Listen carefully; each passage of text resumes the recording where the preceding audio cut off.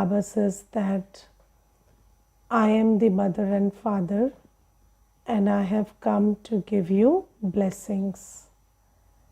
And these blessings, when you take, then you become free from sin, free from the burden of sin which is there on every soul. So, first things first, we will understand this whole concept of blessings. Now you see that we live in a culture where we always talk about giving blessings, taking blessings. Yes, but the thing is, can somebody give you blessings and can somebody curse you? So Baba says that blessings are not vibrations. It's not like somebody is just sending you some evil vibrations or some good vibrations and you would call that blessings. No, Baba says that when I say I give you blessings, I mean that I teach you the karma that will help you bless yourself. Okay, so whenever we meet someone, we come in contact with someone, that soul influences us, right? And they inspire us or they influence us in such a manner that we are inspired to do something or not do something. And if what is being inspired is good karma, then they have given us a blessing. And if what they have inspired us to do is pap karma, then that is like a curse. Now, Baba says something very interesting today, that the parents today are cursed and they curse their children also. Now you see, it's a very strong statement to hear, and when we hear this, it looks like, you see, why would a parent curse his child? But the thing is, every soul who is in the role of a parent also today, they are themselves cursed. How do we curse ourselves? By performing pap karma. Yes, so every soul is performing pap karma today. And when we are doing that, we are cursing ourselves. And Baba says that you make as you are. So, you inspire the other person also to do what you do. So, parents are also inspiring their children to behave under the influence of vices and create pap karma, right? So, I remember there's this very beautiful saying in English that the father says, "Don't do as I do, do as I say." But the son does as he does, not as he says. So this is a very beautiful saying, and you see that every soul who is in the role of a parent, what are they doing? What is their lifestyle? What is their thought process? Or what is their quality of behavior with others? So you see, if you divide these, if you talk about three things, you see acharan, which is lifestyle. What is your lifestyle? Or you talk about vichar, what is your thought process, and how do you behave with others. So you see that when children come into contact with their parents, children, what do you say, who are children most inspired by their parents? So the greatest influence is of the parent. And just look at how the parent is conducting themselves in their lifestyle, and what is the thought process of the parent, and how they are interacting with others when they come into relationships. So all of this is what the child is learning, and whatever the parent is doing, what kind of fortune are these actions creating for them? They are doomed, right? So they are going downhill. Every day the quality of life is decreasing. Similarly, the child also is picking on that, and they are also preparing to do the opposite of creating their fortune. This is why Baba says these days parents are cursed and they also curse their children. And Baba says that I am the mother and father who gives you blessings. And what is Baba's blessings? Baba's blessings are the teachings that Baba gives us. And the most important teaching that Baba gives us is remember me and be pure. And there is also a lot of emphasis on practicing to be bodiless today. So these are the teachings that Baba gives us, that practice to be bodiless and remember me and be pure. And these are the teachings which Baba says these are my blessings. And when you imbibe these teachings, you bless yourself. And when you imbibe what the vicious or degraded souls in the world are teaching you, then you curse yourself. So it's not about somebody, telling you something, okay, I curse you or I bless you. That's not how blessings and curses are given.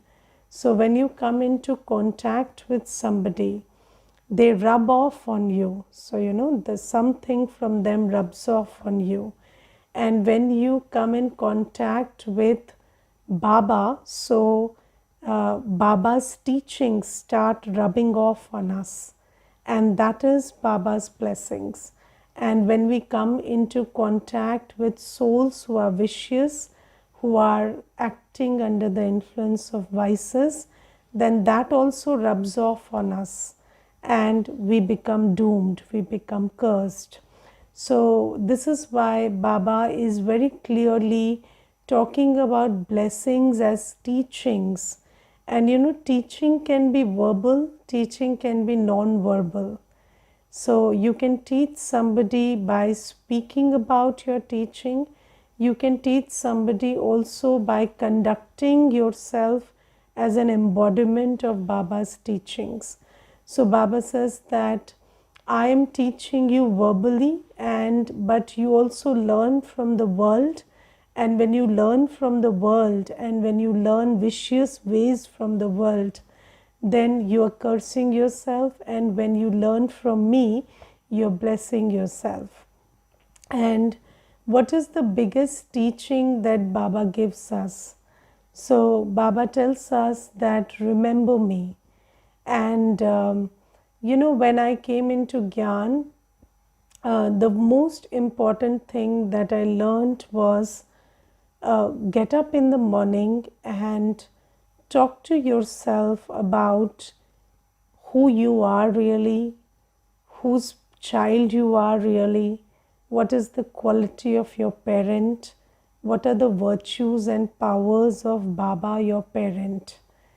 And this is something so powerful if you look at it. So Baba says, I teach you remembrance, and I teach you that early in the morning, just remember me.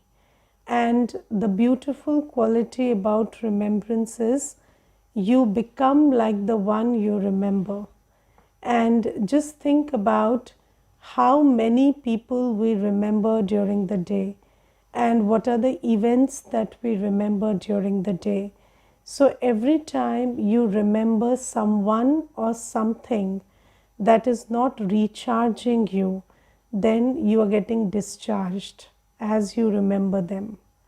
Yes, so every time you remember someone or something which has a low vibration, then you are not getting inspired, you are getting discharged. So Baba says that the first thing I teach you as a blessing is just remember me. Don't remember anyone and anything of this old world. Even while you are performing actions, even while you are operating in this world, just do everything in my remembrance. So, this is the most important teaching. And I was just thinking, you see, that if people made, so you see that we take on the seva of the center, and when we are in this seva, so every time a soul walks into the center, I always ask myself, what is it that Baba would like to give this soul? And I always feel that, every soul must be directed, in some way. You have to indicate to the soul to choose a lifestyle, choose thoughts, and choose their interactions in a manner that they are pure. And how do you do that? How do you get the strength to make these choices? Only when you do everything in Baba's remembrance. So you see that if you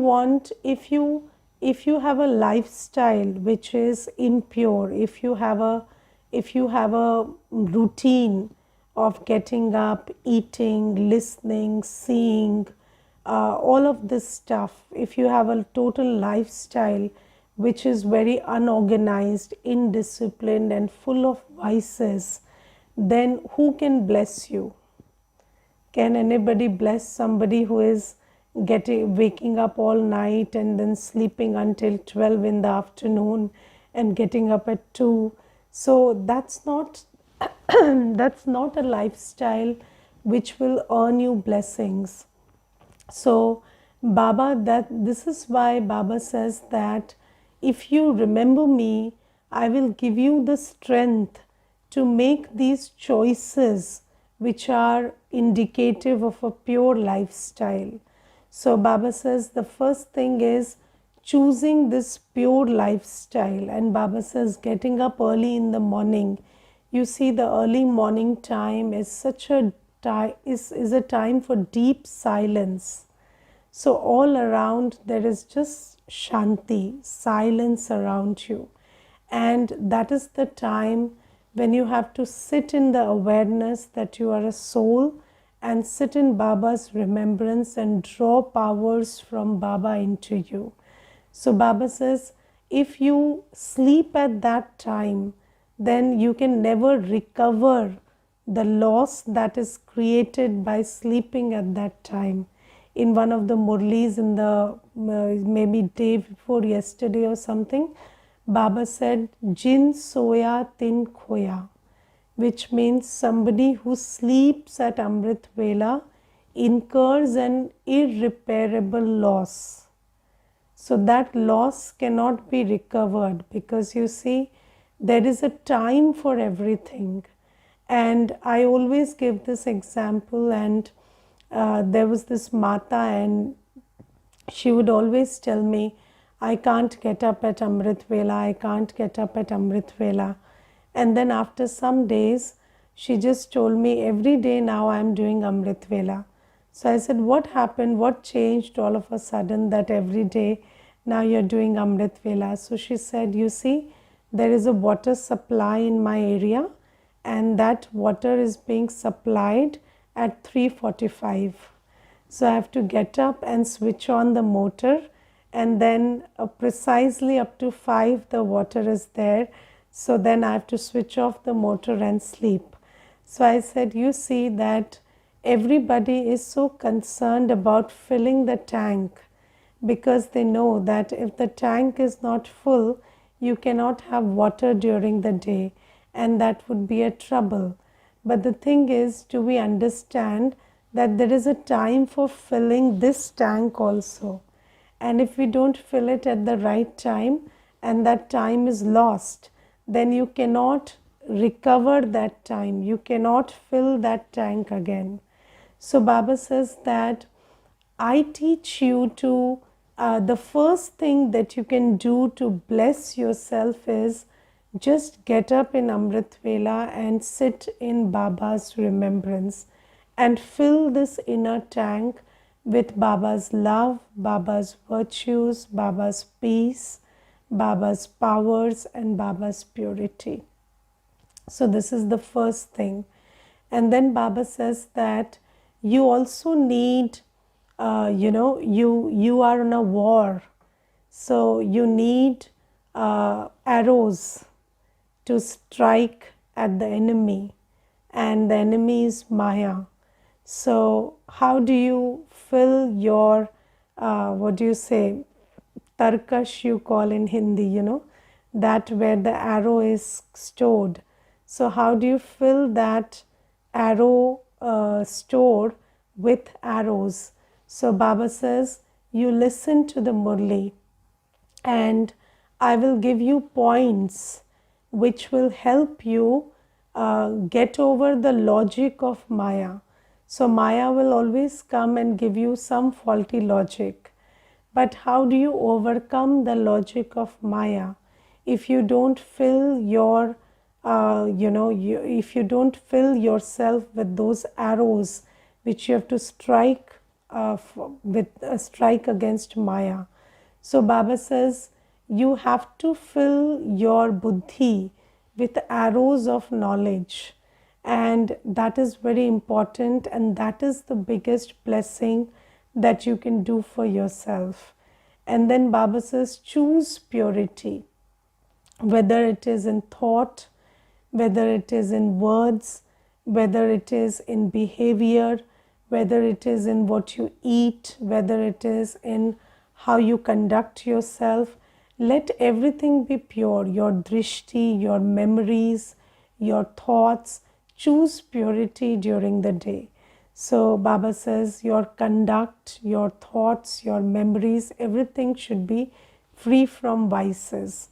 So this is also another kind of blessing that Baba teaches us. You see, can you really help somebody who is thinking all day, about taking revenge and thinking about others? There are thoughts of complaints and criticism and jealousy and anger.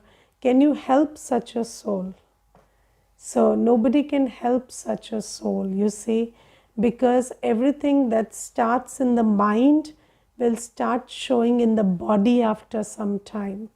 And you see that these days people are talking about anxiety and depression and so many other illnesses. And why are all these happening? Because if you don't stop it in the mind, then it starts reflecting into your brain and into your body. Because everything that is a spiritual problem starts becoming a physiological and a biological and a mental problem if you don't curb it there. So this is why Baba is every day in the Murli, Baba is giving us directions about choose your thoughts wisely. Yes, Baba, that day also, I think yesterday, before yesterday, Baba was saying that just have tolerance, sahansheel bano. Yes, so Baba was saying just have tolerance. Even if somebody does a lot of wrong, do not react. Just have tolerance and pay attention that there is Dharam Raj and everything is being watched. And whatever you will do by reacting to this karma will create a negative karma for you. So be very wary about your karma. Don't react. So Baba is every day giving us directions about how to keep our thoughts in Maryada.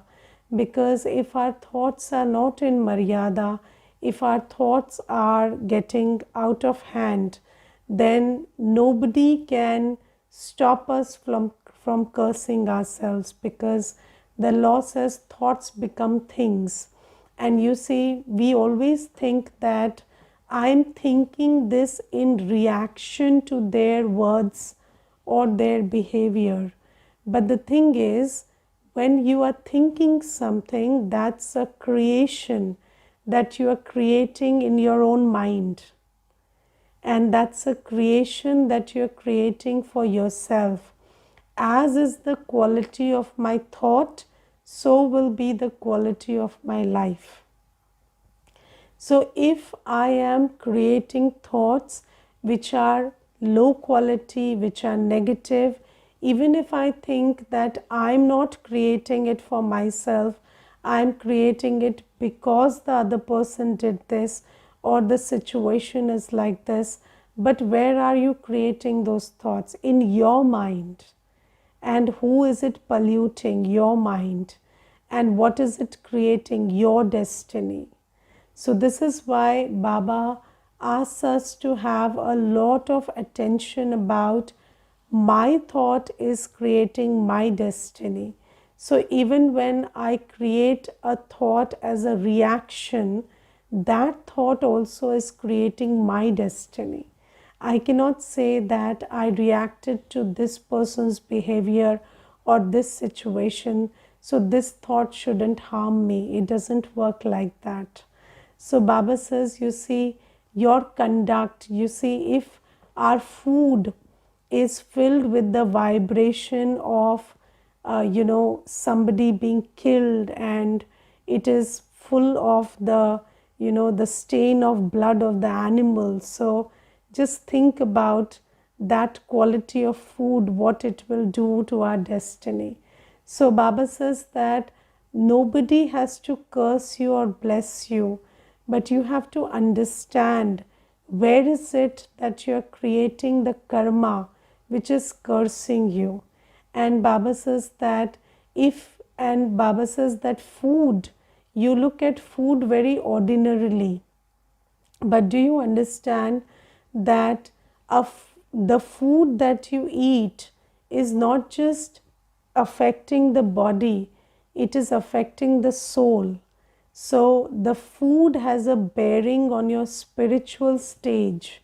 And you see that there is so much importance given to prasad. And what is prasad? It is food. And then people say that if you eat prasad, then it is going to heal you, it is going to, make you better, or it is going to fill you with energy. Now you see, there is a connection between food and spiritual stage, and that is why food has been given the given the significance of prasad. But we still, now you think about it, if one morsel of food which is called prasad can energize us spiritually, then every morsel of whatever you are eating, is it not affecting your spiritual quality? So Baba says, whatever you put in your mouth, whether it is food, water, or fruit, or whatever you're putting into your mouth, that's also affecting you spiritually. And this is why Baba says that food, the vibration of food has to be watched out for. And Baba says that you must cook, serve, and eat in Baba's remembrance. And if you pay that much attention to whatever you are putting inside the body, then you will also be able to keep a tab on how everything is affecting you spiritually. So Baba is telling us how these small actions, whether what we are listening to, whose remembrance am I in, what kind of food am I eating, these are acharan, lifestyle. Lifestyle is going to affect how much blessed or cursed you are greatly. So this is first thing. Then vichar.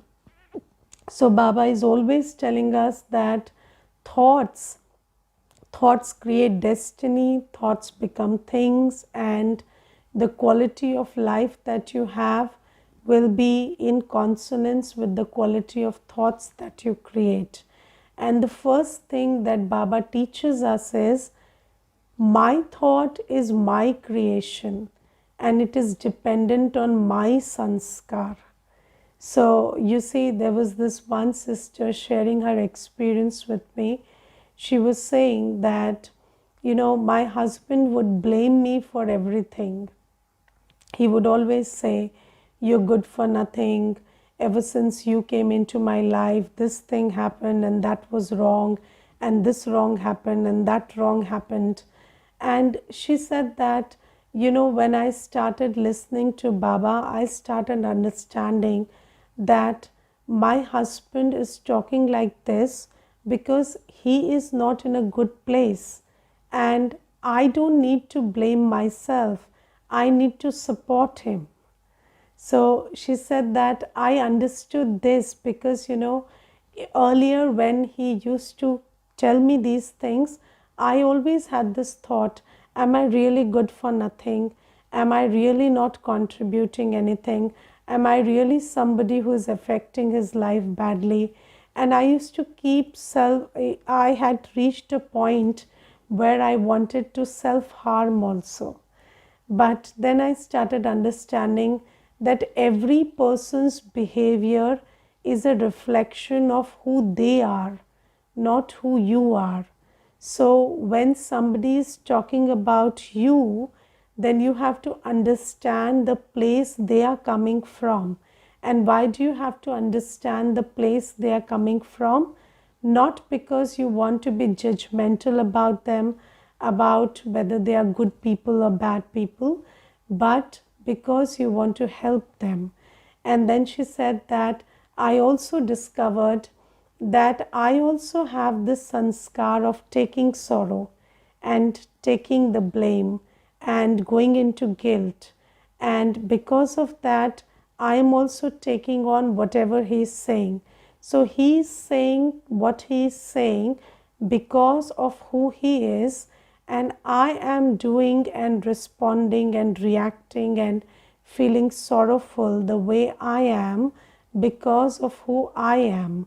And then I started working on my sanskar, and I also started helping my husband overcome his sanskar by just being compassionate and not perpetuating the vicious cycle of energy. Because every time he would blame me, I would start feeling hurt, and then I would send the vibrations of hurt to him, and he would also absorb that, and he would blame me more next time. But then I started slowing down this vicious cycle of this negative energy exchange. So you see that every thought that we create is a reflection of my sanskar. And Baba says that if you remember me enough, if you all the time you just remember that I am a soul, I am Baba's child, and you start reminding yourself and staying in the awareness and prolonging the awareness that my sanskars are what are Baba's sanskars. So every sanskar that Baba has is what I have. And yesterday's Murli Baba said that I am Vishwa Kalyankari. I am always wishing well, thinking well. So Baba says that you also start telling yourself, reminding yourself, and coming to that place within yourself where you invoke that capacity of yourself to always think well, wish well, have good thoughts and good wishes and good feelings. So Baba says you are capable of that, and emerge that quality inside you. Whatever is the situation, you can always think well, wish well, conduct yourself well. So Baba says, just pay attention to your purity of thought. And then when you come into behavior, so Baba says, behavior is exchange of words, exchange of things, exchange of, time, energy. Whenever you give your time, energy to anyone, have the aim to uplift that one, to encourage that one, to make that person come into Swaman. So you see that mostly when we come into interaction with anybody, how do we look at them? We look at them as bodies, right? And where is our focus? Our focus is on their weaknesses. Correct? So whenever you are looking at someone, you are looking at them as bodies, and your focus is always on the weakness.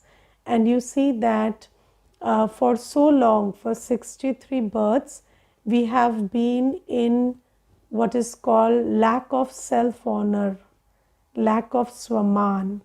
So we have been in lack of Swaman. So how have we conducted ourselves? Through ego. And what does ego do?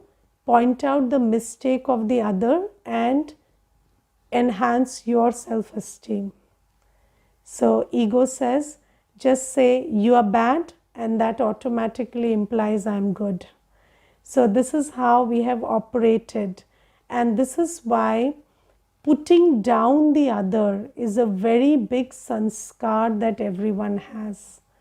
And just look at, even if somebody does that to you, somebody comes and tells you you're not good enough, you don't say I am good, you say what good are you? So you are always trying to, even in a situation where somebody is trying to put you down, you are not trying to rise above that. You are trying to put the other person further down, so that you think you are at least better than, when two people are downtrodden, at least you are the better one. So this is how our minds have been working, and this is a very big sanskar that we have created.